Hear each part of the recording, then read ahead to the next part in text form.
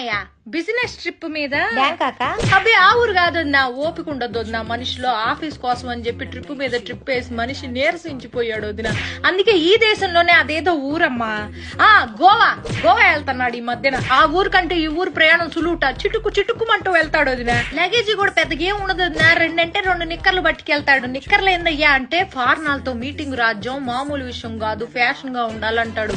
Fashion అని అల్లాడిపోతా ఉంటాడు మనిషి. ఆ ఊరు వెళ్ళేటప్పటికి ఒక్కసారి కూడా ఫోన్ కలవదు వదిన. ఎప్పుడు చూసినా స్విచ్ ఆఫ్ అని వస్తుంది. ఏందండి స్విచ్ ఆఫ్ అంటే, రాజ్యం నేను చాలా లోతెట్టు ప్రాంతాల్లో ఉంటా, నాకు ఫోన్ చేయడానికి ప్రయత్నించబాక, మీకోసమేగా ఇదంతా అంటాడు. అల్లాడిపోతాడు. ఎప్పుడైనా ఫోన్ సిగ్నల్ దొరికి ఏం చేస్తున్నా అయ్యా అంటే మందు వేసుకుంటున్నా రాజ్యం అంటాడు. ఊరి మందు కాదయ్యా మందులు వేసుకుంటున్నా అనాలి. పని ధ్యాసలో పడితే ఈ మనిషి ఏం మాట్లాడతాడో తెలియదు. అల్లాడిపోతా ఉంటాడు. నువ్వు నా మొదటి పెళ్ళానివి, నా 2వ పెళ్ళంతో నేనున్నాను ఇప్పుడు గోవాలో అన్నాడు. బీపీ డౌన్ అయిపోయింది వదిన నాకు.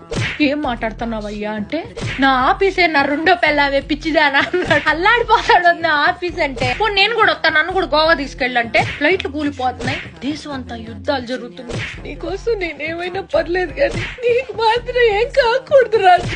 అల్లాడిపోతాడు అది నా ఈ పెళ్ళావాడు. ఒకరోజు తెలియకుండా వీడియో కాల్ నొక్కేసే వదిన. ఆయన కూడా చూసుకోకుండా ఫోన్ ఎత్తేసాడు. చూస్తే గుప్పు మన నోట్లోంచి పొగలొదిన. ఊరిని అమ్మ ఏంది పొగలు అంటే, ఎముకలు కొరికే చలి రాజ్యం గోవాలో, అందుకే నోట్లోంచి పొగలు.